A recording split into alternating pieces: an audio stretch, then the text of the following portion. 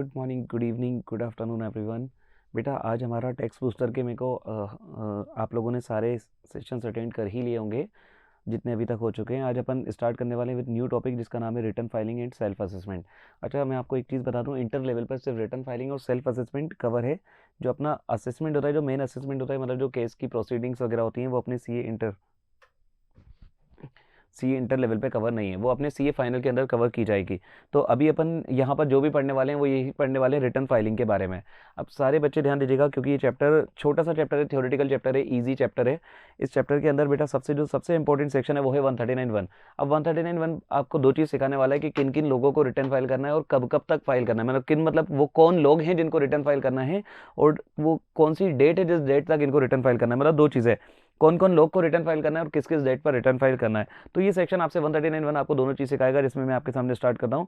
सबसे ही बोलता है कि अगर आप पार्टनरशिप फर्म या एलएलपी या कंपनी है तो आपको मैंडेटरी रिटर्न फाइल करना पड़ेगा। आपकी इनकम कितनी भी हो हमें फर्क नहीं पड़ेगा, अगर आप इनमें से कोई एक है तो आपको कंपलसरी रिटर्न फाइल करना पड़ेगा। लेकिन अगर आप अदर एसएसी हैं, अदर एसएसी मतलब बेटा आप कंपनी फर्म को छोड़ के कोई और हैं, तो उस केस में आपको चेक करना पड़ेगा आपकी ग्रॉस टोटल इनकम।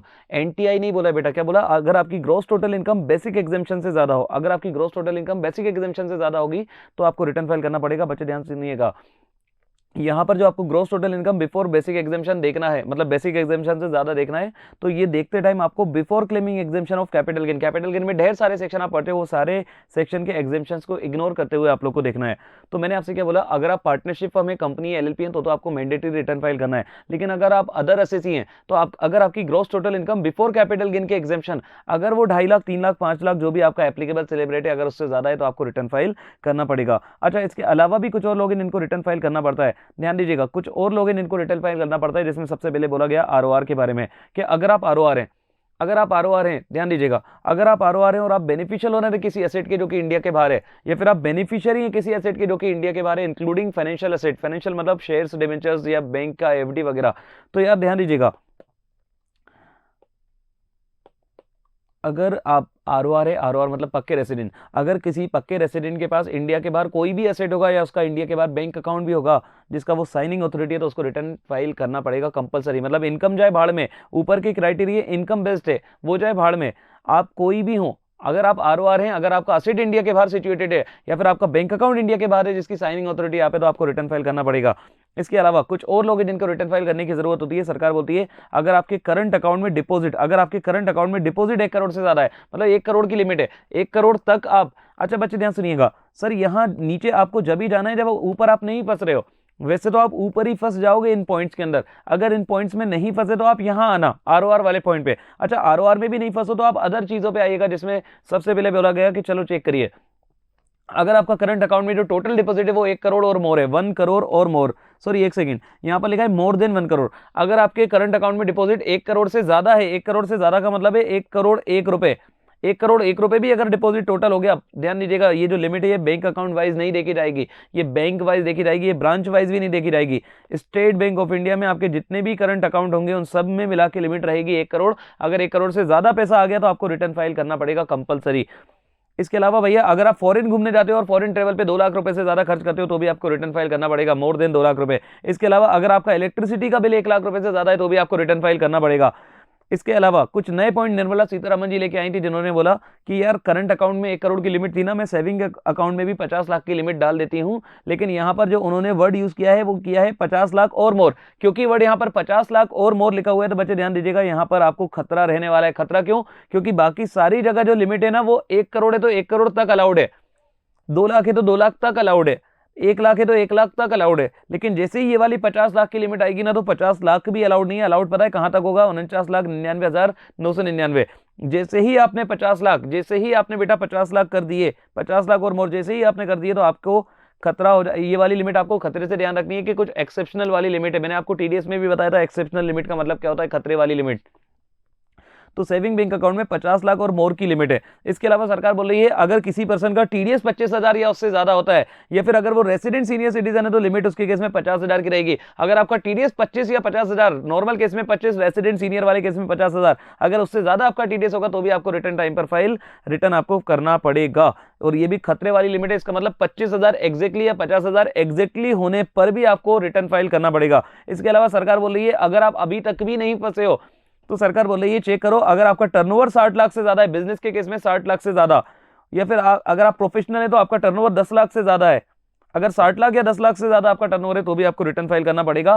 तो 139(1) आपको दो बातें सिखाने वाला था, जिसमें से एक बात तो यह है कि किन किन लोगों को रिटर्न फाइल करना पड़ेगा। एक बार मैं आपको वापस से बता देता हूं, अगर आप पार्टनरशिप फर्म, कंपनी, एलएलपी है तो आपको मैंडेटरी रिटर्न फाइल करना है। लेकिन अगर आप अदर एसएससी हैं, अदर एसएससी को रिटर्न जब फाइल करना है जब उनकी gross total income before capital gain वाला एग्जेम्पशन 2.5 लाख, 3 लाख या 5 लाख जो भी आपके ऊपर केस लगता है उससे ज्यादा हो तो आपको रिटर्न फाइल करना पड़ेगा। अच्छा, अगर आप इधर नहीं फंसे तो चेक करो क्या आप आरओ जिसका कोई बैंक अकाउंट इंडिया के बाहर है, या फिर आप आरओ जिसका कोई असेट इंडिया के बाहर है। अगर असेट इंडिया के बारे तो आपको रिटर्न फाइल करना पड़ेगा। या फिर निर्मला सीतारमन जी ने बहुत सारी और लिमिट्स आपके ऊपर लगाई कि अगर आपके करंट अकाउंट में जो पैसा आता है, मतलब जो करंट अकाउंट में डिपॉजिट किया जाता है, अगर वो 1 करोड़ से ज्यादा है, मोर देन 1 करोड़ है तो आपको रिटर्न फाइल करना पड़ेगा। अगर आपका फॉरेन ट्रेवल का खर्चा मोर देन 2 लाख रुपए तो आपको रिटर्न फाइल करना पड़ेगा। अगर आपका इलेक्ट्रिसिटी बिल का एक्सपेंस मोर देन 1 लाख रुपए तो भी आपको क्या करना पड़ेगा, रिटर्न फाइल करना पड़ेगा।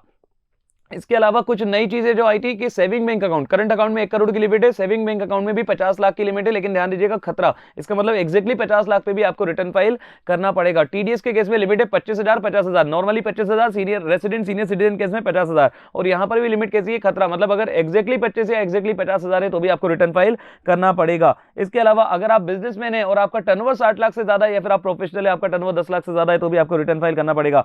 तो ये तो मैंने आपको बताया किन किन लोगों को रिटर्न फाइल करना है। अब कब तक करना है, मतलब what is the due date of filing your income tax return. अच्छा, अगर आप due date of filing income tax return भूल जाते हैं तो ये आपका गुनाह अजीम माना जाएगा। गुनाह अजीम का मतलब है वो गुनाह जिसकी कोई माफी नहीं है।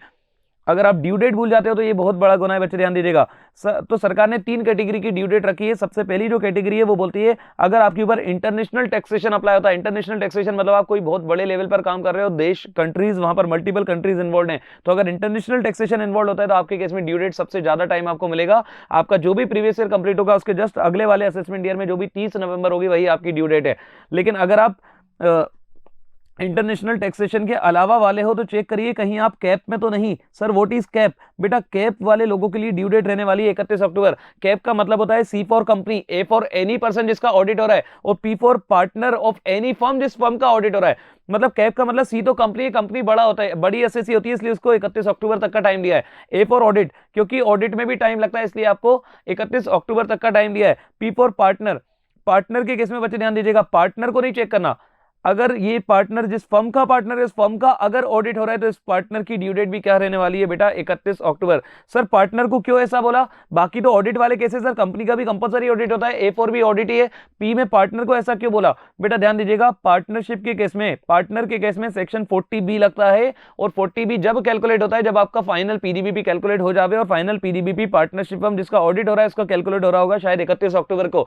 तो आपको उसी दिन पता चलेगा कि पार्टनर को कितना रेम्युनरेशन, कितना सैलरी, कितना इंटरेस्ट टैक्सेबल होने वाला है, इसलिए पार्टनर को भी कैप के अंदर रखा गया है। कैप के केस में ड्यू डेट क्या रहने वाली है, 31 अक्टूबर। अच्छा, आप नॉर्मल केस में फॉल करते हो तो आपकी ड्यू डेट रहेगी 31 जुलाई। सर नॉर्मल केस, बेटा नॉर्मल केस का मतलब है कि अगर आप इंटरनेशनल टैक्सेशन में भी नहीं हो, कैप में भी नहीं हो तो 31 जुलाई, मतलब छोटे बिजनेसमैन हो तो 31 जुलाई, छोटी फर्म के पार्टनर हो तो 31 जुलाई, अगर सैलरीड पर्सन हो तो छोटे बड़े कोई भी हो 31 जुलाई।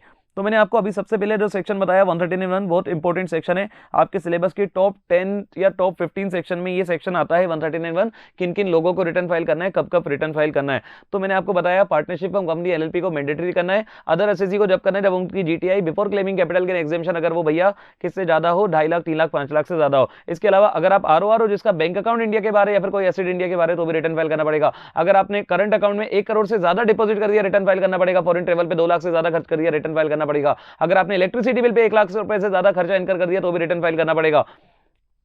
इसके अलावा अगर आपके सेविंग बैंक अकाउंट में डिपॉजिट 50 लाख और मोर, खतरा 50 लाख और मोर अगर आ जाता है तो रिटर्न फाइल करना पड़ेगा। अगर आपका टीडीएस 25 या 50,000 और मोर होता है तो आपको रिटर्न फाइल करना पड़ेगा, अगेन खतरा। अगर आपका बिजनेस, अगर आप बिजनेसमैन हो, आपका टर्नओवर 60 लाख से ज्यादा है, या फिर आप प्रोफेशनल हो जिसका टर्नओवर 10 लाख से ज्यादा है, तो भी रिटर्न फाइल करना पड़ेगा। एक बार आपने डिसाइड कर लिया कि रिटर्न फाइल करना पड़ेगा तो कब तक करना पड़ेगा? अगर इंटरनेशनल टैक्सेशन अप्लाई हो रहा है तो 30 नवंबर। अगर आप कैप के अंदर फॉल कर रहे हैं तो 31 अक्टूबर। कैप मतलब C for company, A for audit, P for partner, और बड़ी फर्म जिसका ऑडिट होना है। अगर आप कैप के अंदर फॉल कर रहे हैं तो 31 अक्टूबर। बाकी सारे केस में आपके लिए ड्यू डेट रहने वाली है 31 जुलाई। इसके बाद 139.3 talks about loss return. Sir क्या लॉसेस के केस में भी रिटर्न फाइल करना पड़ेगा? यस बेटा, अगर आप लॉसेस को कैरी फॉरवर्ड करना चाहते हो, if you want to carry forward your loss, अगर आप कैरी फॉरवर्ड करना चाहते हो तो आपको रिटर्न टाइम पे फाइल करना पड़ेगा। ध्यान दीजिएगा, सेट ऑफ पे रिस्ट्रिक्शन नहीं है, रिस्ट्रिक्शन सिर्फ किस पे है? कैरी फॉरवर्ड पे। सरकार बोल रही है 139.3 के अंदर लॉस रिटर्न, सरकार बोल रही है अगर आप अपने लॉसेस को अगले साल लेकर जाना चाहते हो ताकि आप अगले साल उसको यूज कर पाओ तो आपको रिटर्न टाइम पे फाइल करंट ईयर में करना पड़ेगा, विद 2 एक्सेप्शन। मतलब 2 इतने खास लॉस है कि उनके केस में आपको रिटर्न टाइम पे फाइल करने की जरूरत नहीं है, जो आपको हमेशा पता रहते हैं। हाउस प्रॉपर्टी का लॉस, अगर हाउस प्रॉपर्टी का लॉस है आप रिटर्न टाइम पे फाइल नहीं भी करोगे तो भी आप उसको कैरी फॉरवर्ड कर सकते हो। इसके अलावा अनएब्जॉर्ब डेप्रिसिएशन, अनएब्जॉर्ब डेप्रिसिएशन के केस में आप रिटर्न टाइम पे फाइल नहीं भी करोगे तो भी आप उसको क्या कर सकते हो? Carry forward. इन 2 लॉसेस के अलावा बाकी किसी भी लॉस को कैरी फॉरवर्ड करने के लिए आपको रिटर्न टाइम पे फाइल करना पड़ेगा। ध्यान दीजिएगा, रिस्ट्रिक्शन कैरी फॉरवर्ड करने पे है, रिस्ट्रिक्शन बेटा सेट ऑफ करने पे नहीं है। करंट ईयर में अगर आप लेट रिटर्न फाइल करते हो तो करंट ईयर के लॉस को करंट ईयर की इनकम से आप एडजस्ट कर सकते हो, कोई दिक्कत की बात नहीं, क्योंकि सेट ऑफ पे मना नहीं करा है, मना कैरी फॉरवर्ड पे किया है। हाँ, अगर करंट ईयर में आपने रिटर्न लेट फाइल किया तो आप उसको कैरी फॉरवर्ड नहीं कर पाओगे, और कैरी फॉरवर्ड नहीं कर पाओगे इसका मतलब अगले साल आप सेट ऑफ भी नहीं कर पाओगे। मतलब ध्यान दीजिएगा, अगर आपने रिटर्न टाइम पे फाइल नहीं करा तो करंट ईयर में सेट ऑफ तो हो जाएगा लेकिन कैरी फॉरवर्ड नहीं हो पाएगा, और क्योंकि कैरी फॉरवर्ड नहीं हो पाएगा तो अगले साल आप उसको सेट ऑफ भी नहीं कर पाओगे। ठीक है। अच्छा, कभी कभी पता है आपकी गलती की वजह से नहीं, किसी जेन्युइन वजह से आपको लॉस हो सकता है, आपका रिटर्न लेट हो सकता है, जैसे आपके घर में कोई डेथ वगैरह हो जाए, या फिर कोई नेचुरल कैलेमिटीज वगैरह आ जाए, या कोई तूफान टाइप की चीज आ जाए, मतलब आपके हाथ में नहीं था, आपकी वजह से वो नहीं हुआ। तो अगर भैया इस वजह से आपका रिटर्न लेट होता है तो आपके पास एक मौका है, आप सीआईटी या पीसीआईटी के पास जा सकते हो। अगर आपका लॉस 10 लाख तक है कि भैया हमारे लॉस को कंडोन करो। कंडोन करने का मतलब होता है कि भैया हमारी जेन्युइन वजह थी इसलिए आप उसको एक्सेप्ट करोगे, वो टाइम पे फाइल था। सीसीआईटी पीसीसीआईटी के पास जब जाना, जब 10 लाख से 50 लाख है और 50 लाख से ज्यादा है तो आपको डायरेक्टली सीबीडीटी के पास जाना पड़ेगा। इसके बाद अगला section 139 for belated return. Sir belated return, बेटा बिलेटेड रिटर्न का मतलब है कि अगर आपने रिटर्न ड्यू डेट तक फाइल नहीं करा, जो अभी मैंने आपको 139(1) के अंदर पढ़ाई थी, अगर आपने रिटर्न 139(1) की ड्यू डेट के अंदर फाइल नहीं किया तो आपको बिलेटेड रिटर्न फाइल करना पड़ेगा। ध्यान सुनना, जो भी रिटर्न आप ड्यू डेट के बाद फाइल करते हो लेट रिटर्न को बिलेटेड रिटर्न बोलते हैं। सर क्या बिलेटेड रिटर्न अलाउड है? यस बेटा, बिलेटेड रिटर्न आपको अलाउड है, बस आपको कब तक अलाउड है वो ध्यान रखना पड़ेगा कि आपको 31 दिसंबर ऑफ असेसमेंट ईयर, जो भी आपका असेसमेंट ईयर है उसका 31 दिसंबर और completion of assessment which ever is earlier पे आपका बिलेटेड रिटर्न फाइल हो जाना चाहिए। मतलब लास्ट डेट पता है क्या है इन दोनों का? अर्लियर। सर ऐसा क्यों? बेटा वैसे सरकार ने आपको 31 दिसंबर तक का टाइम दिया है, लेकिन अगर इनकम टैक्स वाले आपकी इनकम उससे पहले ही कैलकुलेट कर दें, मतलब आपका केस ओपन हो जाए और आप पकड़ा जाओ और आपकी इनकम फाइनल कर दी जाए, तो अब अगर इनकम टैक्स वालों ने आपकी इनकम फाइनल कर दी है तो अब आपके पास वो टाइम खत्म हो जाएगा। अब आप रिटर्न कब तक ही फाइल कर पाओगे? कंप्लीशन ऑफ असेसमेंट से पहले। जिस दिन उन्होंने असेसमेंट कंप्लीट कर दिया उसके बाद आप रिटर्न फाइल नहीं कर पाओगे। तो 139(4). इसके बाद बेटा 139(5). 139(5) का नाम क्या है? Revise return. सारे सेक्शन आपको ध्यान रखने हैं। 139(1) का नाम है ओरिजिनल रिटर्न, 139(3) का नाम है लॉस रिटर्न, 139(4) का नाम है बिलेटेड रिटर्न, 139(5) का नाम है रिवाइज रिटर्न। बच्चे ध्यान सुनिएगा, रिवाइज रिटर्न मतलब जो आपने रिटर्न फाइल करा था उसमें कोई भी आपको एरर ओमिशन गलती मिलती है कोई भी, तो आप उसको सही कर सकते हो। सर कौन कौन से रिटर्न रिवाइज हो सकते हैं? बेटा दुनिया के सारे रिटर्न, चाहे वो 139(1) का ओरिजिनल रिटर्न हो, चाहे वो 139(3) का लॉस रिटर्न हो, चाहे वो 139(4) का बिलेटेड रिटर्न हो, चाहे वो 139(5) का ऑलरेडी रिवाइज रिटर्न हो। ध्यान दीजिएगा बेटा, सारे रिटर्न 1, 3, 4, 5, मतलब अगर कोई रिटर्न ऑलरेडी रिवाइज हो चुका तो उसको भी आप क्या कर सकते हो? रिवाइज कर सकते हो। बहुत ही शानदार ये सेक्शन है, ये आपको कोई रिस्ट्रिक्शन नहीं बोलता है, आप सारे रिटर्न को रिवाइज कर सकते हो, एक को छोड़कर। जो अपडेटेड रिटर्न आप 139(8) के अंदर आज की क्लास में डिस्कस करोगे उसको छोड़कर बाकी सारे रिटर्न आपके रिवाइज किए जा सकते हैं। सर कब तक किए जा सकते हैं? बेटा डेट सेम रहेगी जो बिलेटेड रिटर्न में बताई थी। जो भी 31 दिसंबर आपका रहने वाला है उसको आप कंपेयर कर लीजिएगा before completion of assessment, which ever is earlier. जो भी इन दोनों में से अर्लियर वाली डेट होगी उस दिन तक आप रिटर्न को रिवाइज कर सकते हो। अब मेरी कुछ खास बातें जो ध्यान सुनिएगा, जब बेटा आप रिटर्न रिवाइज करते हो तो पूरा का पूरा डेटा रिप्लेस हो जाता है। जिस दिन आप रिटर्न रिवाइज करते हो पूरा का पूरा डेटा रिप्लेस हो जाता है एक्सेप्ट डेट। डेट वही रह जाती है जो आपकी ओरिजिनल वाली थी। सर ऐसा क्यों? बेटा ओरिजिनल रिटर्न अगर आपने टाइम पर फाइल किया था तो रिवाइज करने पर भी आपको लेट फी नहीं लगेगी, क्योंकि आप रिवाइज कभी भी करो इस डेट के अंदर, लेकिन उसको माना जाएगा कि आपने विद इन टाइम उस रिटर्न को फाइल किया, इसलिए आपके ऊपर लेट फी नहीं लगाई जाएगी। सरकार की तरफ से आपको दिया गया एक बेनिफिट है। लेकिन अगर आपने ओरिजिनल रिटर्न लेट फाइल किया था, क्योंकि ओरिजिनल रिटर्न आपने लेट फाइल किया था, तो रिवाइज रिटर्न भी लेट फाइल माना जाएगा। सर हमने ओरिजिनल रिटर्न लेट फाइल किया था तो 139(4) में लॉसेस को कैरी फॉरवर्ड नहीं कर पाए थे। हाँ बेटा, अब 139(5) में भी आप लॉसेस को कैरी फॉरवर्ड नहीं कर पाओगे, क्योंकि आपका जो रिटर्न है वो लेट रिटर्न माना जाएगा। मतलब जो भी आपका रिटर्न के अंदर डेटा है वो पूरा रिप्लेस हो जाएगा, सिर्फ डेट वही वाली कंटिन्यू रहेगी जो आपकी पहले थी। यहां पर कुछ क्लैरिफैक्टरी पॉइंट लिखेंगे। बिलेटेड रिटर्न अंडर सेक्शन 139(4) और 139(5) कैन बी रिवाइज। एक और चीज लिखिए, जब आप रिटर्न रिवाइज करोगे तो सारी चीज रिप्लेस हो जाएगी एक्सेप्ट फॉर डेट। डेट आपको बेनिफिट देने के लिए कि पुरानी वाली ही कंसिडर की जाएगी। और भैया असेसी जितनी बार चाहे रिटर्न को रिवाइज कर सकता है। आप खाना खाने से पहले, खाना खाने के बाद, नाश्ता करने से पहले, नाश्ता करने के बाद, सोने से पहले, सोने के बाद, नींद में, होश में, कैसे भी आप रिटर्न रिवाइज कर सकते हो, कोई दिक्कत की बात नहीं है। एक एग्जाम्पल है जो आप देख लीजिएगा। इस एग्जाम्पल के अंदर बोला गया कि कोई पर्सन है जिसने अपना रिटर्न बिलेटेड फाइल किया था। कोई पर्सन है अपना जो, एक सेकंड पढ़ के ही बता देता हूं मैं। Mister Mass is not filed is ROI for 23/24 within due date. He can file belated return under section 139(4) up to 31/12। वो 31/12/2023 तक बिलेटेड रिटर्न फाइल कर सकते हैं। लेकिन अगर 31/12/2023 से पहले 31/10/2023 को उनके खिलाफ कोई केस ओपन हो जाए और वो केस कंक्लूड हो जाए 15/12/2023 को, तो ये जो कंक्लूड हो गया ना, इसको बोलते हैं असेसमेंट का कंप्लीट हो जाना।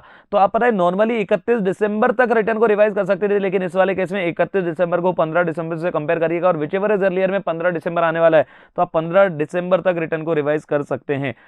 इसके बाद 139(9) defective return. Sir what is defective return? बेटा आपने जो भी रिटर्न फाइल किया, उस रिटर्न में कोई ना कोई मिस्टेक है। अगर उस रिटर्न में छोटी मोटी कोई मिस्टेक रह जाती है तो सरकार आपको 15 दिन का टाइम देने वाली है। ये एमसीक्यू में आ सकता है। 15 दिन का टाइम आपको मिलने वाला है। 15 दिन के अंदर आप अपने डिफेक्ट को सुधार लीजिए, और अगर आपने 15 दिन के अंदर डिफेक्ट को नहीं सुधारा तो हम आपके रिटर्न को वॉइड एब इनिशियो मान लेंगे। इंडियन कॉन्ट्रैक्ट एक्ट के अंदर आपने पढ़ा होगा, वॉइड एब इनिशियो मतलब होता है हम स्टार्टिंग से मान लेंगे कि वो ऐसी कोई चीज हुई ही नहीं है, मतलब आपने कोई रिटर्न फाइल ही नहीं किया। That was 139(9). तो अभी तक बेटा मैंने आपको कितने सेक्शन बताए? 139(1) किन किन लोगों को रिटर्न फाइल करना है, किस किस डेट तक रिटर्न फाइल करना है। 139(3) लॉस रिटर्न है ना, लॉसेस के केस में भी रिटर्न फाइल करना पड़ेगा। अब अगर आप लॉसेस को कैरी फॉरवर्ड करना चाहते हो तो सेट ऑफ करने पे रिस्ट्रिक्शन नहीं है, लेकिन कैरी फॉरवर्ड करने के लिए लॉसेस के केस में आपको रिटर्न टाइम पे फाइल करना पड़ेगा। दो एक्सेप्शन है, house property loss, unabsorbed depreciation. 139(4) belated return file करने का क्या लेट फाइल कर सकते हैं? यस कर सकते हैं। लेट फी लगेगी, ऑब्वियसली लगेगी, और बहुत सारे कॉन्सिक्वेंस जो लगेंगे। तो लेट फाइल कर तो सकते हैं, लेकिन कब तक कर सकते हैं? ऐसा नहीं है कि आप इस 1947 का रिटर्न अभी फाइल कर दोगे, नहीं ऐसा नहीं है। आपको अब तक कर सकते हो बेटा, जो भी आपका असेसमेंट ईयर है उसके 31 दिसंबर और completion of assessment whichever is earlier तक बिलेटेड रिटर्न फाइल कर सकते हो। इसके बाद रिवाइज रिटर्न। रिवाइज रिटर्न के बारे में दो तीन चीजें जो आपको पता होना चाहिए। कितनी भी बार रिवाइज कर सकते हो, सुबह शाम कितनी भी बार कर सकते हो। जब आप रिवाइज रिटर्न करते हो तो आपका सारा डेटा रिप्लेस हो जाएगा, डेट वही पुरानी वाली चलेगी। इसका मतलब आपको पता है पुरानी वाली डेट चलेगी, इसका मतलब आपको ओरिजिनल मतलब रिवाइज रिटर्न किसी भी डेट को फाइल करो, जिस दिन पहला रिटर्न फाइल करा था उसी दिन वो रिवाइज माना जाएगा। और रिवाइज रिटर्न, सारे रिटर्न आपके रिवाइज हो सकते हैं 139(8) को छोड़कर, जो कि अपडेटेड रिटर्न होता है। और रिवाइज करने की टाइम लिमिट सेम जो आपकी बिलेटेड रिटर्न की है, 31 दिसंबर और completion of assessment whichever is earlier. अब बेटा ये जो नया सेक्शन है 139(8) है, इसको देखेंगे अपन। ये अच्छा सेक्शन है। तो सेक्शन है 139(8) है, अपडेटेड रिटर्न। सर क्या हम रिटर्न को अपडेट कर सकते हैं? हाँ बेटा, मैं आपको आपके प्रीवियस ईयर के एग्जांपल से बताऊंगा। आपको बहुत अच्छे से ध्यान रखना है, बहुत काम की ये बात है। आपका प्रीवियस ईयर 2023-24 है, आपका प्रीवियस ईयर 2023-24 है, आपका असेसमेंट ईयर 2024-25 है। जो भी आपका असेसमेंट ईयर है, यहां से सरकार आपको 2 ईयर्स तक का टाइम दे रही है, 24 महीने का टाइम दे रही है। पता है कहां से दे रही है 24 महीने? आपके असेसमेंट ईयर के एंड से। मतलब जो भी आपका प्रीवियस ईयर है, उस प्रीवियस ईयर का जो भी असेसमेंट ईयर है, आपका प्रीवियस ईयर 23-24 है, मतलब आपका असेसमेंट ईयर क्या है? 24-25। तो सरकार बोल रही है 24-25 से हम आपको 2 साल का टाइम देते हैं। 24 महीने मतलब 2 साल, तो 24 महीने मतलब 2 साल, मतलब पता है यहां से अगर आप 2 साल ऐड करोगे तो आपके पास टाइम रहने वाला है 31 मार्च 2027 तक का। आप पता है अगर इस साल का रिटर्न आप फाइल नहीं कर पाए, देखो दो वजह हैं जिनकी वजह से आप अपना रिटर्न अपडेट करना चाहोगे। या तो आपने अपना रिटर्न फाइल ही नहीं किया, अगर फाइल ही नहीं किया तो भी आप अपडेट कर सकते हो। सर अगर फाइल कर लिया तो बेटा, अगर आपने फाइल कर लिया तो भी आप अपने रिटर्न को अपडेट कर सकते हो। वर्ड अपडेट का मतलब है कि पुराने गए हुए रिटर्न में कोई अपडेशन करना, तो आप अपडेट कर सकते हो। लेकिन सबसे काम की चीज है कि ये भैया अपने स्कोप से बाहर की चीज भी बताता है कि यार अगर आपने पुराना कोई रिटर्न फाइल ही नहीं किया तो उसको भी आप अपडेट कर सकते हो। बस अपडेट करने की टाइम लिमिट बहुत इंपॉर्टेंट है जो आपको ध्यान रखनी है। जो भी आपका असेसमेंट ईयर है वहां से आपको 2 साल मिलेंगे। मतलब इस वाले एग्जांपल में आपको 31 मार्च 2027 तक का टाइम मिलेगा to file your updated return. अगर आप अपना रिटर्न या तो फाइल नहीं कर पाए या फिर उस रिटर्न को अपडेट करना चाहते हो तो आप 31 मार्च 2027 तक 23-24 के रिटर्न को अपडेट कर सकते हो। तो पहली चीज जो मैंने आपको बताई टाइम लिमिट, तो टाइम लिमिट आप बहुत अच्छे से ध्यान रखिएगा। Updated return can be filed with in 24 month from the end of relevant assessment year. तो भैया 24 महीने का टाइम दिया है, जिसमें भी सरकार ने एक बहुत काम की बात आपको सिखाई। और सरकार ने आपसे बोला कि फर्स्ट 12 मंथ, अगर आप फर्स्ट 12 मंथ में हो, अगर फर्स्ट 12 मंथ में हो तो जितना भी आपका टैक्स आने वाला है उसमें आपको 25% एडिशनल इनकम टैक्स पे करना पड़ेगा। एडिशनल इनकम टैक्स का मतलब है कि मान लीजिए आपका टैक्स 100 रुपए आने वाला था तो 100 रुपए तो करना ही है, साथ में आपको 25 रुपए एक्स्ट्रा करने पड़ेंगे। मतलब कितने एक्स्ट्रा करना पड़ेंगे? 125 रुपए। मतलब पहले 12 महीने, सरकार ने आपको 24 महीने का टाइम दिया है, अगर पहले 12 महीने में कर दिया तो आपको 25% एक्स्ट्रा इनकम टैक्स पे करना पड़ेगा। सर अगर पहले 12 महीने में नहीं करा, अगर बेटा पहले 12 में नहीं करा तो आपके पास अगले 12 महीने होंगे। तो ध्यान दीजिएगा, अगले वाले 12 महीने में, मतलब जो नेक्स्ट वाले 12 मंथ हैं, अगर आप नेक्स्ट 12 मंथ के अंदर अपने रिटर्न को अपडेट करते हो तो सरकार बोलती है हम आपसे 50% एडिशनल इनकम टैक्स लेंगे। 50% एडिशनल इनकम टैक्स मतलब जो भी आपका इनकम टैक्स है, मान लीजिए आपका इनकम टैक्स 100 रुपए है तो आपको पता है 100 रुपए प्लस 50% 150 रुपए पे करना पड़ेगा। पहले 12 महीने में कर ले, देखो 2 साल का टाइम दिया, अगर आप पहले ही साल कर लेते तो 100 पे प्लस 25% होता, जो कि कितना होता है 125। अगर आपने उस साल नहीं करा तो 100 पे प्लस 50% हो जाएगा, जो कि पता है कितना हो जाएगा 150। तो ये था आपका अपडेटेड रिटर्न का दो सबसे इंपॉर्टेंट चीज। अपडेटेड रिटर्न के बारे में 3 चीज बताऊंगा, 3 चीज अगर आपने याद रख ली तो काफी है। पहली चीज, अपडेटेड रिटर्न फाइल करने की टाइम लिमिट क्या है? आपका प्रीवियस है 23-24, आपका असेसमेंट ये 24-25, वहां से 2 साल तो 25-26, 26-27, मतलब आपके पास पता है 31 मार्च 2027 तक का टाइम है to file your updated return, जिसको मैं ग्रीन कलर से मार्क कर रहा हूं। आपके पास इतना टाइम है अपडेटेड रिटर्न फाइल करने के लिए आपके ईयर में। सर अगर हम क्या अपडेटेड रिटर्न फाइल करेंगे तो कुछ एक्स्ट्रा पे करना पड़ता है क्या? हाँ बेटा, अपडेटेड रिटर्न फाइल करने के लिए आपको कुछ एक्स्ट्रा पे करना पड़ेगा। अगर आप पहले 12 महीने में अपडेशन करने वाले हो तो 25% एक्स्ट्रा इनकम टैक्स, अगर आप अगले 12 महीने में करने वाले हो तो आपको 25% की जगह 50% एक्स्ट्रा इनकम टैक्स पे करना पड़ेगा। ये तो मैंने आपको 2 बात बता दी, 2 बात में एक बात बताई टाइम लिमिट, कब तक कर सकते हो? 2 साल तक from the end of assessment year. और जब भी आप करोगे तो आपको कुछ एडिशनल इनकम टैक्स पे करना होता है, वो भी मैंने आपको बताया। पहले 12 महीने हैं तो 25% और अगले 12 महीने तो 50%। सर कहां पर लिखा है बेटा? मैं आपको बता देता हूं, ये लिखिए वो वाली बात। पहले 12 महीने में विद इन 12 मंथ अगर आप करते हो तो 25% एक्स्ट्रा लगेगा। अगर 12 से 24 के बीच में करते हो तो कितना एक्स्ट्रा लगेगा? 50%। ध्यान दीजिएगा, यहाँ पर सब कुछ कंसिडर कर लेना, टैक्स, इंटरेस्ट, सरचार्ज सब कुछ कंसिडर कर लेना, लेकिन फीस को मत करना। ये फीस गलत लिखा है, फीस गलत लिखा है, फीस को मत करिएगा। फीस को जोड़ के सारा जो भी आपका टैक्स आ रहा है including interest, surcharge, HEC, everything, सब कुछ फीस को जोड़ के जो भी आ रहा है इसमें आपको 25% या फिर 50%, जो भी आपका ईयर है, जिस ईयर में आप कर रहे हो, मतलब पहले फर्स्ट ईयर में हो तो ये, और अगर सेकंड में हो तो ये, इतना एक्स्ट्रा पे करना पड़ेगा। तो मैंने आपको 2 बात तो बता दी, एक बताई टाइम लिमिट और एक बताई कितना एक्स्ट्रा पे करना पड़ेगा। इसके बाद जो तीसरी बात मुझे आपको सबसे इंपॉर्टेंट बतानी है, मुझे बताना है इस सेक्शन का लॉजिक। बेटा इस सेक्शन का लॉजिक बस इतनी सी बात बोलता है, अगर आपने लॉजिक पकड़ लिया तो सेक्शन आपके लिए कोई काम का नहीं है, सेक्शन आप यूं कर लोगे, और अगर लॉजिक नहीं पकड़ा तो सेक्शन आपसे कभी नहीं बन पाएगा। अपडेटेड रिटर्न फाइल करने के लिए सरकार ने पता है आपको एक्स्ट्रा टाइम क्यों दिया, इतना सारा टाइम क्यों अलाउ किया अपडेटेड रिटर्न फाइल करने के लिए? क्योंकि अपडेटेड रिटर्न फाइल करके आपसे सरकार एक्स्ट्रा टैक्स लेना चाहती है। मतलब ध्यान दीजिएगा, कभी भी अपडेटेड रिटर्न में असेसी का फायदा नहीं होगा, फायदा हमेशा पता है किसका होगा? मान लीजिए पहले आपने 500 रुपए टैक्स पे किया था, ऑलरेडी टैक्स पेड कितना किया है? 500 रुपए। अब आप 1000 रुपए टैक्स पेड करना चाहते हो तो सरकार बोलती है आपका मोस्ट वेलकम है। अरे पहले आपने 500 दिए थे, आप 1000 देना चाहते हो, ज्यादा देना चाहते हो तो हम आपको अलाउ कर रहे हैं फाइल करना, और वो जो ज्यादा दोगे उस पर हम और भी एक्स्ट्रा आपसे ले लेंगे। सर कल को हमने पहले 500 रुपए पे करे थे, अब हम 100 करना चाहते हैं। नहीं बेटा, ऐसा कोई भी केस जिसमें असेसी का फायदा हो जाए अपडेटेड रिटर्न फाइल नहीं हो सकता। मतलब अपडेटेड रिटर्न फाइल करना सरकार ने, आप पता है अपडेटेड रिटर्न सरकार ने अपने लिए निकाला है कि जब भी आप अपडेटेड रिटर्न फाइल करोगे तो सरकार का फायदा होने वाला है, सरकार का फायदा होगा तो ही अपडेटेड रिटर्न फाइल करने दिया जाएगा, वरना नहीं दिया जाएगा। तो यहां पर कुछ केसेस दिए हुए हैं, इस लॉजिक के बेसिस पे अपन इन केसेस को डिस्कस करते हैं। Cases when updated return can not be filed, वो केसेस जहां पर अपडेटेड रिटर्न फाइल करना पॉसिबल नहीं है। तो उसका आंसर देखिए क्या है, profit is getting converted into losses.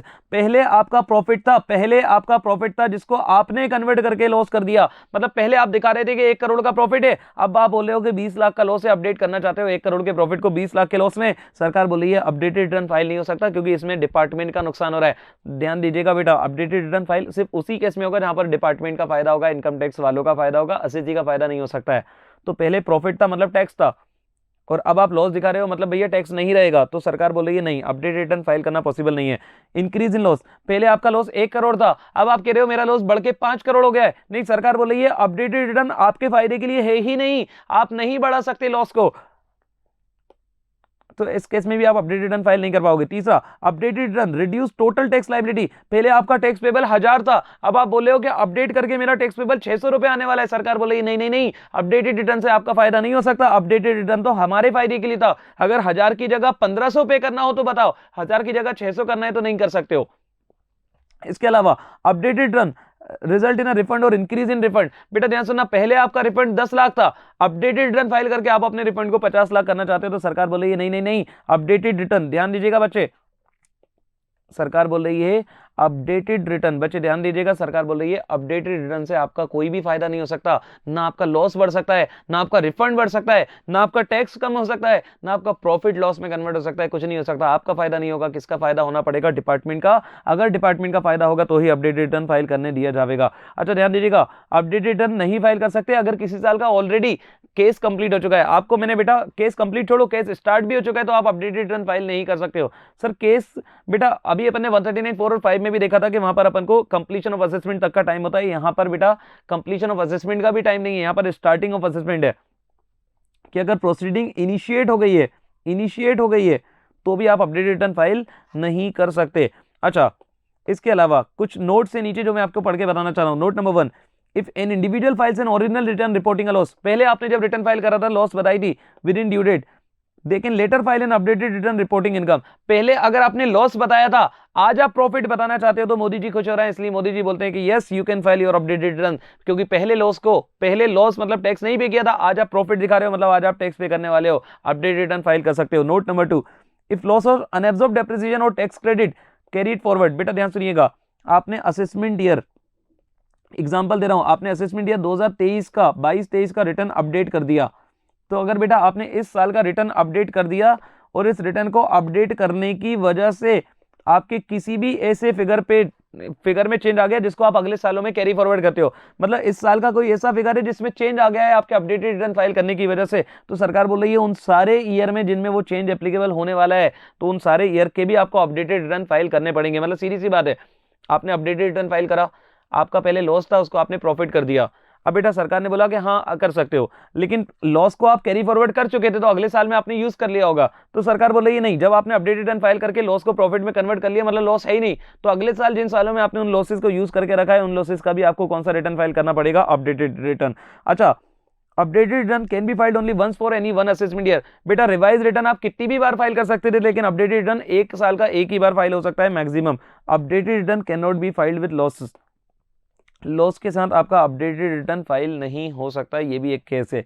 तो बच्चे ध्यान सुनिएगा, 139(8) है यही था, जिसमें 140B ये कोई आपके काम की चीज़ नहीं है, आपके काम की चीज़ थी ये चीज़, 25% और 50% एक्स्ट्रा टैक्स लगेगा। इसके अलावा आपकी काम की चीज़ थी कि आपको कितने टाइम के अंदर रिटर्न को रिवाइज करना है, कितने टाइम को करना है ना, ये मतलब मैं आपको बता दूं सेक्शन 139(8) के बारे में आपको सिर्फ 4 चीजें ध्यान रखनी है, 4 चीजें।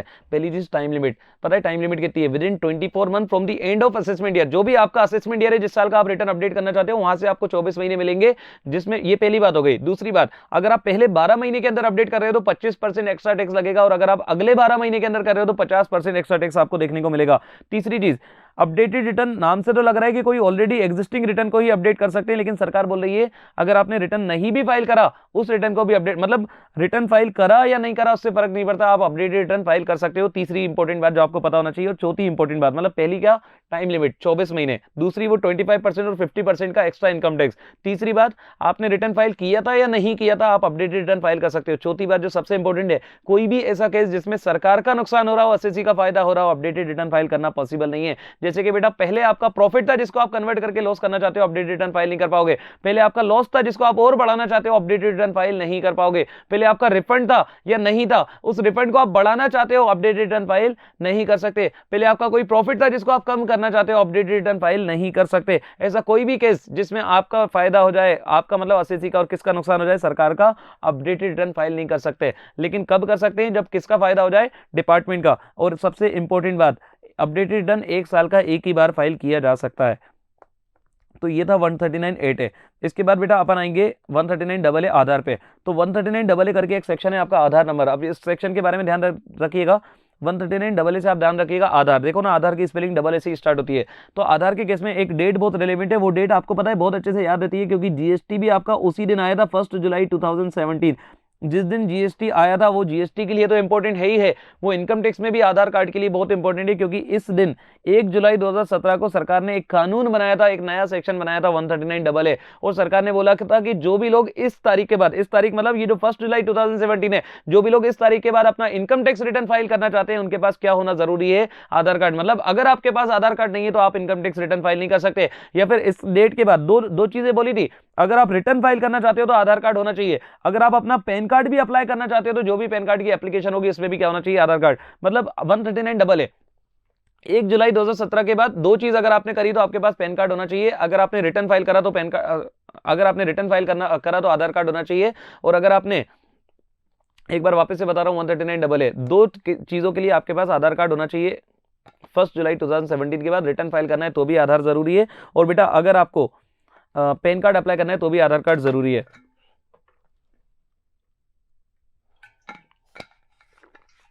ये तो बेटा पैन कार्ड अप्लाई करने वाली बात हो गई। अब मैं बात करूंगा एग्जिस्टिंग पैन कार्ड होल्डर की, क्योंकि कोई ऐसा भी पर्सन हो सकता है जिसके पास ऑलरेडी क्या रहा हो? Pan card. अगर आपके पास ऑलरेडी पैन कार्ड था तो सरकार ने आपको टाइम दिया है लिंक करवाने के लिए। बेटा सरकार है ना आधार कार्ड को पैन कार्ड से लिंक करवाना चाहती है कि आधार के थ्रू पैन कार्ड की चीजें भी पता चल जाए और जो भी चीजें हैं सब आपस में मिक्स हो जाएं, तो लिंक करवाना चाहती है। अगर आप नया अप्लाई कर रहे हो तो उनने एप्लीकेशन के टाइम पे ही आधार ले लिया तो वो ऑलरेडी लिंक है, लेकिन अगर आप एग्जिस्टिंग हो तो शायद आपके पास आधार से पैन कार्ड लिंक नहीं हो, इसलिए सरकार ने आपको लिंक करने के लिए 31 मार्च 2022 तक का टाइम दिया है। आप लोग को क्या ध्यान रखना है, लिंक करने की जो ड्यू डेट थी वो क्या थी? 31 मार्च 2022। अगर 31 मार्च 2022 तक आपने लिंक नहीं करा तो आपका पेन को मान लिया जाएगा कि वो बंद हो गया है, आपका पेन इनऑपरेटिव मान लिया जाएगा, और आपको उसको ऑपरेटिव करवाने के लिए लेट फी पे करनी पड़ेगी, जो मैं आगे आपको डिस्कस करूंगा।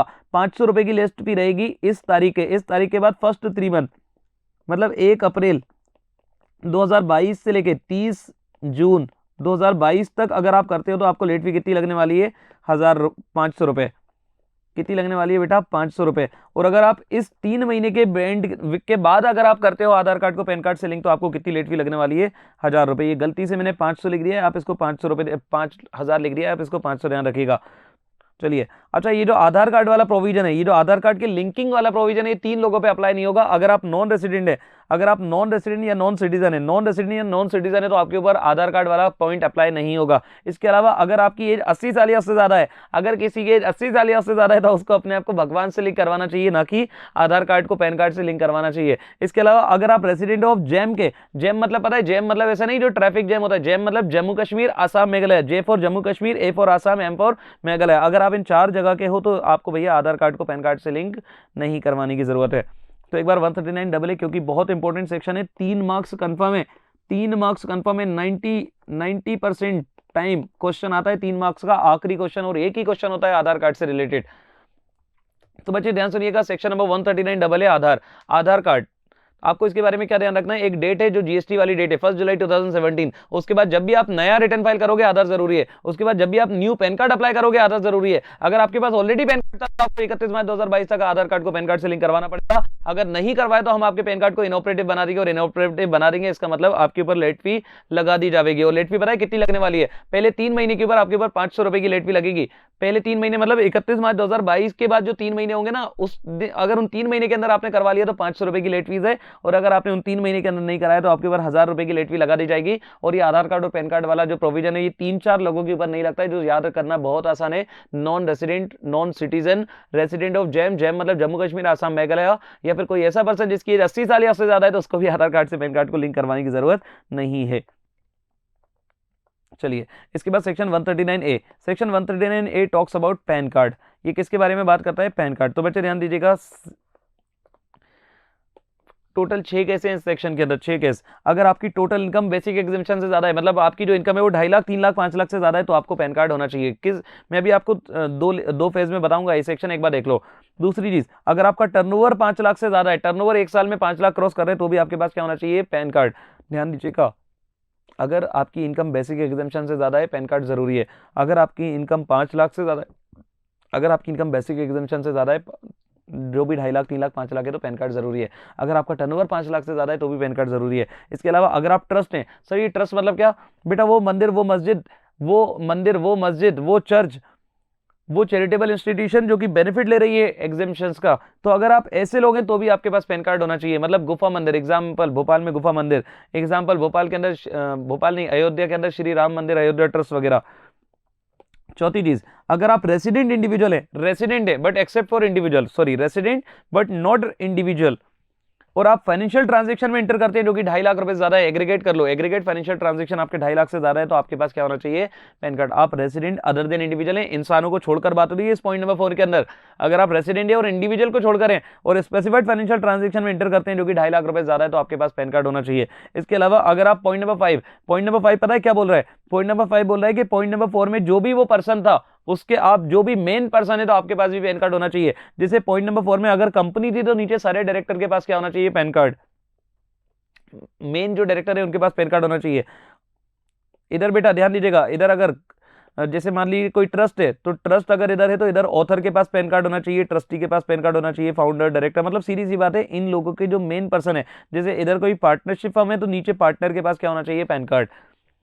ठीक है, और आखिरी चीज, अगर आप इनमें से कोई, ये अमेंडमेंट है, अगर आप इनमें से कोई काम करते हैं तो भी आपके पास पैन कार्ड होना चाहिए। अगर आप 20 लाख रुपए से ज्यादा डिपॉजिट करना चाहते हैं किसी बैंक अकाउंट के अंदर, पैन कार्ड होना चाहिए। अगर आप 20 लाख रुपए से ज्यादा विड्रॉ करना चाहते हैं, अगर आप 20 लाख रुपए से ज्यादा विड्रॉ करना चाहते हैं, और ये फाइनेंशियल 1 साल की लिमिट है, 1 बार की लिमिट नहीं है, 20 लाख रुपए टोटल अगर डिपॉजिट करना चाहते हैं तो पैन कार्ड होना चाहिए। 20 लाख से ज्यादा अगर विड्रॉ करना चाहते हैं तो पैन कार्ड होना चाहिए आपके पास। और ये लिमिट कोर बैंकिंग सिस्टम है, समझ जाना, जो मैंने आपको टीडीएस में 40,000 50,000 की लिमिट बताई थी वो ब्रांच वाइज एप्लीकेबल नहीं होगी, वो स्टेट बैंक ऑफ इंडिया को अलग देखेंगे, बैंक ऑफ महाराष्ट्र को अलग देखेंगे। अच्छा, अगर आप करंट अकाउंट ओपन करवाते हो या सीसी अकाउंट ओपन करवाते हो तो भी आपके पास क्या होना चाहिए, पैन कार्ड। तो मैंने आपको टोटल 6 केसेस बताए जब आपके पास पैन कार्ड होना चाहिए 139A के अंदर। एक बार वापस से देखिएगा, 6 केसेस बताए, जिसमें पहला केस बताया अगर आपकी इनकम 2.5 लाख 3 लाख 5 लाख से ज्यादा है, मतलब बेसिक एग्जेम्पशन से ज्यादा है तो आपके पास पैन कार्ड होना चाहिए। अगर आपका टर्नओवर 5 लाख से ज्यादा है तो भी आपके पास पैन कार्ड होना चाहिए। अगर आप ट्रस्ट हो जो कि एग्जेम्पशन क्लेम कर रहे हो, मतलब आपकी इनकम एग्जेम्प्ट होती है तो आपके पास क्या होना चाहिए, पैन कार्ड। अच्छा, अगर आप रेसिडेंट हो बट अदर देन इंडिविजुअल और स्पेसिफाइड फाइनेंशियल ट्रांजेक्शन में इंटर करते हो जिनकी टोटल मिला के वैल्यू 2.5 लाख से ज्यादा है, मतलब एग्रीगेट 2.5 लाख से ज्यादा है तो आपके पास क्या होना चाहिए, पैन कार्ड। सारी लिमिट ईयरली है इस सेक्शन में। इसके अलावा अगर जो भी पॉइंट नंबर 4 में जो भी पर्सन है, नीचे आप उसके मेन पर्सन हो, जैसे ऊपर कंपनी है तो नीचे डायरेक्टर्स वगैरह, ऊपर पार्टनरशिप फर्म है तो नीचे पार्टनर्स वगैरह, तो ऊपर जो भी है उसके नीचे जो भी मेन पर्सन है उनके पास भी क्या होना चाहिए, पैन कार्ड। इसके अलावा बेटा अगर आप सीसी अकाउंट ओपन करना चाहते हो, कैश क्रेडिट, या फिर आप करंट अकाउंट ओपन करना चाहते हो, या फिर आप 20 लाख से ज्यादा डिपॉजिट या विड्रॉल करना चाहते हो तो भी आपके पास क्या होना चाहिए, पैन कार्ड। ये तो एक बात हुई। इसके अलावा आपको एक और चीज इस सेक्शन के बारे में पता होना चाहिए, वो है डेट। तो बच्चे ध्यान सुनिएगा, एक ये जो मैंने आपको टर्नओवर वाला केस बताया था कि 5 लाख से ज्यादा टर्नओवर है, और एक मैंने आपको ट्रस्ट वाला केस बताया था, इन दो केस में, ये 2 केस हैं जहां पर आपको before the end of previous year, मतलब सरकार ने साल खत्म होने से पहले आपके पास पैन कार्ड होना चाहिए या अप्लाई कर देना चाहिए। देखो, आप पैन कार्ड साल खत्म होने से पहले अप्लाई कर देना है, आए भले ही वो बाद में, जिस दिन अप्लाई कर देते हो उसी दिन आया माना जाता है कोई भी चीज, तो आपको before the end of previous year उसको क्या कर देना चाहिए, अप्लाई। बाकी पूरे केसेस में, जैसे कि फर्स्ट वाला केस जहां पर इनकम 2.5 लाख 3 लाख 5 लाख से ज्यादा थी तो सरकार ने आपको 2 महीने का टाइम दिया था साल के बाद, मतलब ऑन और बिफोर 31st में। इधर भी बेटा फाइनेंशियल ट्रांजैक्शन वाले केस में भी ऑन और बिफोर 31st में, और इधर जो फोर्थ के जो मेन पर्सन थे इनके केस में भी क्या बोला है, ऑन और बिफोर 31st में। लेकिन यहाँ पर ये जो 6th वाला न्यू पॉइंट अमेंडमेंट के थ्रू ऐड किया गया है, ये भी अलग है। इसमें सरकार ने बोला कि इनमें से जो भी काम आप करना चाहते हो उसके करने से 7 दिन पहले आपके पास कम से कम क्या होना चाहिए, पैन कार्ड अप्लाई कर देना चाहिए। तो मैंने आपको 139A करके सेक्शन बताया, 6 केस हैं। पहला केस है अगर आपकी इनकम 2.5 लाख 3 लाख 5 लाख से ज्यादा है तो 31 मई से पहले आपके पास पैन कार्ड होना चाहिए। अगर आपका टर्नओवर 5 लाख से ज्यादा है तो आपके पास साल खत्म होने से पहले पैन कार्ड होना चाहिए। अगर बेटा ध्यान दीजिएगा आप ट्रस्ट हैं तो आपका साल खत्म होने से पहले क्या होना चाहिए, पैन कार्ड। अगर आप रेसिडेंट अदर देन इंडिविजुअल हैं जो कि स्पेसिफाइड फाइनेंशियल ट्रांजेक्शन में एंटर कर रहे हैं तो भी आपके पास 31 मई से पहले क्या होना चाहिए, पैन कार्ड।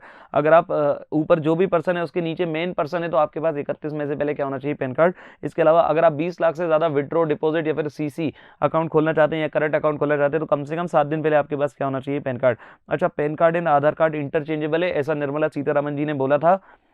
और इंटरचेंजेबल का मतलब होता है जहां वो पैन कार्ड मांगे वहां आधार कार्ड दे देना, काम चल जाएगा। जहां वो पैन कार्ड मांगे वहां आधार कार्ड दे देना, सही है, काम चल जाएगा। लेकिन जहां वो आधार कार्ड मांगे वहां पैन कार्ड देने से काम नहीं चल पाएगा। इसलिए इंटरचेंजेबल वर्ड तो गलत है। इंटरचेंजेबल मतलब पेन की जगह आधार दे दो, आधार की जगह पेन दे दो। आपको पता है बेटा आधार के अंदर आपके बायोमेट्रिक्स होते हैं, तो आधार कार्ड बहुत बड़ा डॉक्यूमेंट है, पैन कार्ड इतना बड़ा डॉक्यूमेंट नहीं है। आप पैन कार्ड की जगह आधार कार्ड जरूर दे सकते हो। पैन कार्ड की जगह आप आधार कार्ड दे दोगे क्योंकि लिंक है तो वो अपने आप पकड़ लेंगे कौन से पेन की बात हुई है। लेकिन आप आधार कार्ड की जगह पैन कार्ड नहीं दे सकते क्योंकि आधार कार्ड के अंदर बहुत सारा डेटा होता है आपका। तो आधार कार्ड का काम सिर्फ आधार कार्ड ही कर सकता है और कोई नहीं कर सकता है। तो ये जो बात है निर्मला सीतारमण जी की, ये गलत है। इसके बाद बेटा 139B टैक्स रिटर्न प्रेपर। अब ध्यान दीजिएगा, टैक्स रिटर्न प्रेपर इंडिया में एम्प्लॉयमेंट की बहुत भारी मात्रा में कमी है, इसलिए एक कंसेप्ट आता है TRP, central board of direct taxes, मतलब इनकम टैक्स की जो अथॉरिटी है वो लोगों को रिटर्न फाइल करना सिखाती है। वो बोलती है कि हम ट्रेन करेंगे आपको ताकि आप आगे जाके लोगों को रिटर्न फाइल करो। तो भैया 3 लोग टीआरपी नहीं बन सकते। पता है 3 लोग टीआरपी नहीं बन सकते, ये वही लोग होंगे जिनको सरकार नहीं चाहती कि ये टीआरपी बने, जिसमें पहला जो पर्सन है वो है चार्टर्ड अकाउंटेंट। एक चार्टर्ड अकाउंटेंट यानी मैं कभी भी टीआरपी नहीं बन सकता। दूसरा एक लीगल प्रैक्टिशनर, लीगल प्रैक्टिशनर मतलब एक वकील कभी भी टीआरपी नहीं बन सकता। तीसरा officer of scheduled bank, officer of scheduled bank का मतलब है ब्रांच मैनेजर, ब्रांच मैनेजर भी कभी क्या नहीं बन सकता टीआरपी। मतलब 3 लोग टीआरपी नहीं बन सकते, याद रखना। चार्टर्ड अकाउंटेंट नहीं बन सकता, वकील नहीं बन सकता और एक ब्रांच मैनेजर भी नहीं बन सकता। सर क्यों नहीं बन सकता? बेटा ब्रांच मैनेजर ब्रांच को संभालेगा या फिर वो रिटर्न फाइल करेगा लोगों के? नहीं, सरकार नहीं चाहती कि वो रिटर्न फाइल करे। सर सीए तो करता है, हाँ बेटा सीए करता है, लीगल प्रैक्टिशनर करता है, क्योंकि वो ऑलरेडी करता है तो उसको टीआरपी बनने की जरूरत नहीं है, इसलिए वो टीआरपी नहीं बन सकता। तो मैंने आपको बताया कि 3 लोग हैं जो टीआरपी नहीं बन सकते, they can not be TRP, ये कभी भी टीआरपी नहीं बन सकते।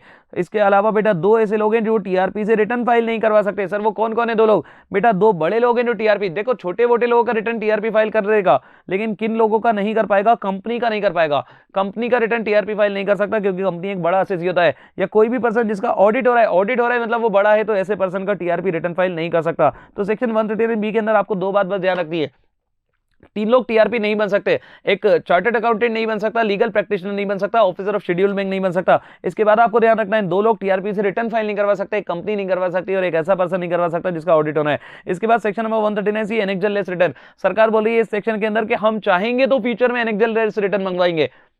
सरकार बोल रही है हम चाहेंगे तो कौन सा रिटर्न मंगवाएंगे? Annexure less return. बेटा मैं आपको बता दूं आज की तारीख में प्रैक्टिकली एनेक्जर लेस रिटर्न ही फाइल होते हैं, क्योंकि सरकार ने शायद पहले कभी चाह लिया होगा कि अब से एनेक्जर लेस रिटर्न फाइल करने हैं, तो आज की तारीख में सारे रिटर्न एनेक्जर लेस होते हैं। सर इसका मतलब क्या होता है? बेटा आपने डिडक्शन टॉपिक पढ़ा था जहां पर आपको एलआईसी वेलआईसी ऐसे ना जाने कितनी चीजों के डिडक्शन मिलते हैं। आपको पता है उनका कोई भी प्रूफ देने की जरूरत नहीं है रिटर्न फाइल करते टाइम। आप जो भी डिडक्शन ले रहे हो आपको किसी चीज का प्रूफ देने की जरूरत नहीं है रिटर्न फाइल करते टाइम, आपको किसी का प्रूफ देने की जरूरत नहीं है। सर प्रूफ नहीं देंगे तो लोग बेईमानी कर लेंगे।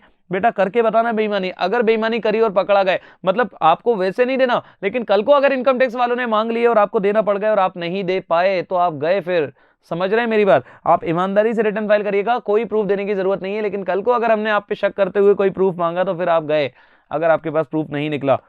और आखिरी सेक्शन इस चैप्टर का 140 verification of return. Verification of return क्यों इंपॉर्टेंट है बेटा? आपको पता है आपकी और मेरी पटती नहीं है, और आपकी और मेरी पटती नहीं है तो हो सकता है आपको बर्बाद करने के लिए मैं आपका गलत रिटर्न फाइल कर दूं जिससे आप फंस जाओ। इसलिए बेटा, और ये जो लोग होते हैं ना ये पलट सकते हैं, मतलब ये जो भी पर्सन है ये पलट सकता है कि यार मैंने रिटर्न फाइल नहीं किया था, क्योंकि सीए करता है जनरली रिटर्न फाइल। तो भैया सरकार ने उसके लिए, ताकि लोग पलट ना जाएं अपनी बात से, सीए भले ही करता है लेकिन सीए से आप ही करवाते हो रिटर्न फाइल, तो यार लोग पलट नहीं जाएं, इसलिए 140 वेरिफिकेशन ऑफ रिटर्न के अंदर जिस भी पर्सन का रिटर्न है अल्टीमेटली उसको वेरीफाई करना होता है।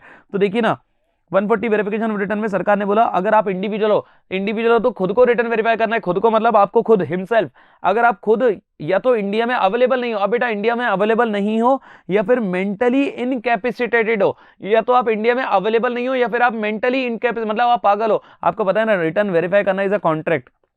अरे ये कॉन्ट्रैक्ट है, और कॉन्ट्रैक्ट आपको पता है ना 3 लोग नहीं कर सकते। Section 11 of Indian contract act में आपने कभी ना कभी पढ़ा होगा कि अगर आप पागल हो तो नहीं कर सकते, अगर आप इंसॉल्वेंट हो तो आप रिटर्न मतलब कोई भी कॉन्ट्रैक्ट नहीं कर सकते, अगर आप माइनर हो तो नहीं कर सकते। तो वो 3 चीजें यहां पर भी एप्लीकेबल होने वाली है। तो बच्चे ध्यान सुनिएगा, इंडिविजुअल का रिटर्न कौन वेरीफाई करेगा? इंडिविजुअल खुद करेगा। अगर वो खुद या तो पागल हो चुका है या इंडिया के बाहर है तो कोई भी competent person to act on his behalf. Competent person का मतलब है हो सकता है मेरी वाइफ, हो सकता है मेरे बच्चे, जो भी कॉम्पिटेंट पर्सन है वो रिटर्न वेरीफाई करेगा। अच्छा अगर आप हिंदू अनडिवाइडेड फैमिली हो, प्राइमा फेसी आपके दिमाग में थोड़ा आना चाहिए कि जो मेन पर्सन होता है वो करता है। अगर आप एचयूएफ है तो एचयूएफ का मेन पर्सन होता है कर्ता, मतलब रिटर्न कौन वेरीफाई करेगा? कर्ता।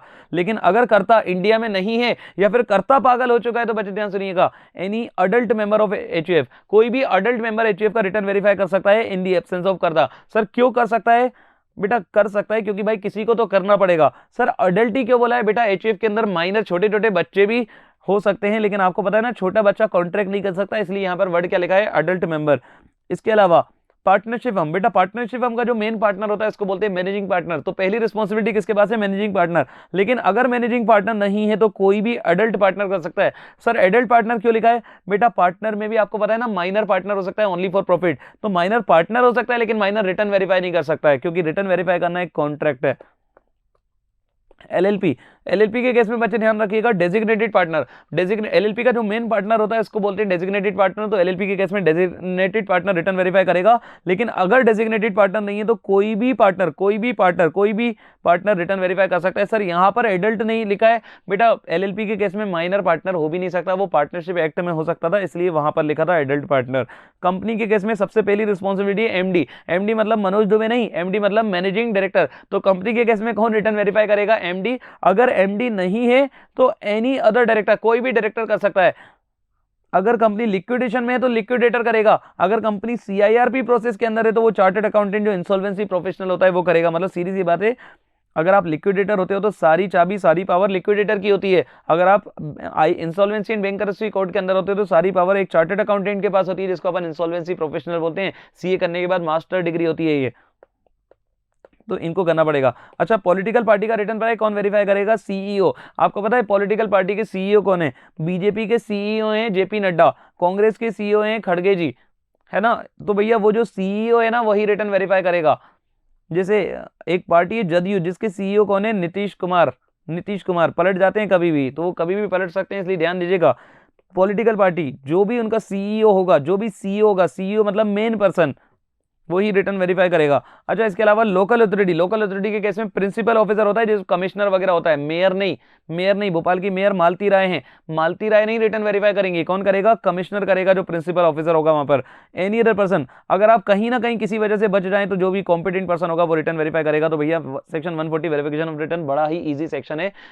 इंडिविजुअल के केस में वो खुद वेरीफाई करेगा, अगर वो खुद इंडिया में नहीं है, वो पागल हो चुका है, तो उस केस में कोई भी बेटा कॉम्पिटेंट पर्सन कर देगा। एचयूएफ के केस में वैसे तो करता करेगा, लेकिन अगर करता अवेलेबल नहीं है या फिर करता पागल हो चुका है तो कोई भी एडल्ट मेंबर कर सकता है। पार्टनरशिप के केस में वैसे तो मैनेजिंग पार्टनर करेगा, लेकिन अगर मैनेजिंग पार्टनर नहीं है तो कोई भी एडल्ट पार्टनर कर सकता है। एलएलपी के केस में डेजिग्नेटेड पार्टनर करेगा, लेकिन अगर वो नहीं है तो कोई भी पार्टनर कर सकता है। कंपनी के केस में वैसे तो एमडी करेगा, लेकिन अगर एमडी नहीं है तो कोई भी डायरेक्टर कर सकता है। कंपनी अगर लिक्विडेशन में है तो लिक्विडेटर करेगा। कंपनी अगर सीआईआरपी प्रोसेस में है तो इंसॉल्वेंसी रेजोल्यूशन प्रोफेशनल करेगा। अगर आप पॉलिटिकल पार्टी है तो सीईओ रिटर्न वेरीफाई करेगा। अगर आप लोकल अथॉरिटी है तो प्रिंसिपल ऑफिसर रिटर्न वेरीफाई करेगा। अगर आप एनी अदर पर्सन है तो कोई भी कॉम्पिटेंट पर्सन आपके बिहाफ पे रिटर्न वेरीफाई करेगा। आखिरी section 140 self assessment tax. Sir what is self assessment tax? सिर्फ बेटा इसका नाम बताना चाहूंगा। देखो प्रीवियस ईयर का टैक्स अगर आप प्रीवियस ईयर में ही पे कर देते हो तो इसको अपन बोलते हैं एडवांस टैक्स। प्रीवियस ईयर का टैक्स अगर आप प्रीवियस ईयर में ही पे कर देते हो तो इसको अपन क्या बोलते हैं बेटा? Advance tax. ध्यान दीजिएगा, प्रीवियस ईयर का टैक्स प्रीवियस ईयर में ही पे कर देते हो तो उसको क्या बोलते हैं? Advance tax.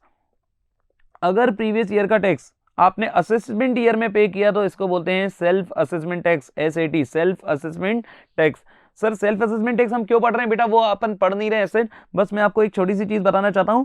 Assessee is required to file return after paying all taxes. Assessee को रिटर्न फाइल करने से पहले सारे टैक्सेस पे करने पड़ेंगे, प्रीवियस ईयर में ही कर देने हैं। अगर नहीं कर पाएगा तो जो बचा हुआ टैक्स होगा वो उसको रिटर्न फाइल करने से पहले असेसमेंट ईयर में पे करना पड़ेगा, जिसका नाम क्या है? Self assessment tax. After considering all advance tax TCS, मतलब सीधी सी बात है, जितना आप ऑलरेडी किसी भी माध्यम से पे कर चुके हो उतने को एडजस्ट करने के बाद जो आपका बच गया उसको क्या बोलेंगे? Self assessment tax. अब क्वेश्चन पता है क्या है? अगर आपका एससीटी फॉल शॉर्ट कम पड़ जाता है, अगर आपका सेल्फ असेसमेंट टैक्स कम पड़ जाता है तो सरकार पता है क्या बोलती है? सबसे पहले आप इसको यूज करिएगा टुवर्ड्स फीस। मतलब फर्स्ट प्रेफरेंस आप पता है किसको दीजिएगा? फीस को। फिर आप सेकंड प्रेफरेंस दीजिएगा इंटरेस्ट को, और बचा हुआ दीजिएगा टैक्स को। एक क्वेश्चन है नीचे, आखिरी एग्जांपल आपके लिए। Mister Mass filed is ROI on 31 July 2023 after paying taxes SAT amounting to 1 lakh. However actual tax payable was 1,10,000। आपने 1 लाख रुपए का टैक्स पे किया था, लेकिन आपका जो टैक्स पेबल निकला वो 1,10,000 निकल गया। तो सरकार पता है क्या बोल रही है? अब इस 1,10,000 को आपने 1,10,000 की जगह पे 1 लाख पे किया है, मतलब 10,000 का शॉर्ट है। तो 10,000 का शॉर्ट है ना, तो अब आप किसको किसके अगेंस्ट अप्लाई करोगे? Then tax paid shall be adjusted in following order. सबसे पहले बेटा अगर आपने कोई फीस पे करी होगी तो उसमें से आप 1 लाख में से फीस को दे देना, क्योंकि रिटर्न टाइम पे फाइल करा था तो फीस 0 है। अच्छा, इसके अलावा इंटरेस्ट 5,000 लग गया, अज्यूम किया है, तो 1 लाख रुपया जो आपने पे किया इसमें से 5,000 इंटरेस्ट का मान लिया जाएगा, जो बचा हुआ 95,000 रहेगा वो टैक्स की तरह टैक्स का माना जाएगा। तो बेटा ये था आपका रिटर्न फाइलिंग नाम का टॉपिक। इसमें से 3-4 नंबर का 5 नंबर तक का थियोरेटिकल क्वेश्चन आ सकता है, एमसीक्यू में भी क्वेश्चंस आ सकते हैं। इसका रेलेवेंस एग्जाम में इस खुद के दम पे छोड़ो तो किसी अलग अलग चैप्टर में, जैसे पीडीबीपी के अंदर कई चीजें हैं जहां पर इसका रेलेवेंस हो सकता है। जैसे 40A आई और 40A IA के अंदर आपको 30% या 100% डिसअलाउंस होता है अगर आपने टीडीएस डिडक्ट करके डिपॉजिट नहीं करा up to return filing under section 139(1). ऐसे और भी कई सेक्शन है जहां पर इस चैप्टर का रेलेवेंस है। जैसे कैरी फॉरवर्ड वाले चैप्टर में आप पढ़ोगे कि अगर आप कैरी फॉरवर्ड करना चाहते हो तो आपको रिटर्न टाइम पे फाइल करना पड़ेगा। बहुत सारी जगह पे इसका रेलेवेंस है। जैसे 43B बी बोलता है कि कुछ खर्चे जब भी अलाउ होंगे जब आप उनको रिटर्न फाइलिंग से पहले पहले पे कर दोगे। तो बहुत सारी जगह इसका जिक्र किया जाता है 139(1) का, खास तौर पर किसका जिक्र होता है बेटा, 139(1) का। Thank you so much, tata bye bye, अल्लाह हाफिज़, टेक केयर, खुश रहिए। अगर आपको सारे सेक्शंस याद हो गए हों और अगर आपको ये वीडियो पसंद आई हो तो एक थम्स अप दीजिएगा, लाइक कर दीजिएगा, कमेंट्स कर दीजिएगा, सब्सक्राइब कर दीजिएगा। Thank you so much, tata bye bye, अल्लाह हाफिज़, टेक केयर, खुश रहिए। इसी तरह के इन्फॉर्मेटिव वीडियोस देखने के लिए हमारे चैनल को सब्सक्राइब करें और लेटेस्ट वीडियोस को सबसे पहले देखने के लिए बेल आइकॉन को हिट करें। साथ ही लाइक और शेयर करना ना भूलें। APT educating India.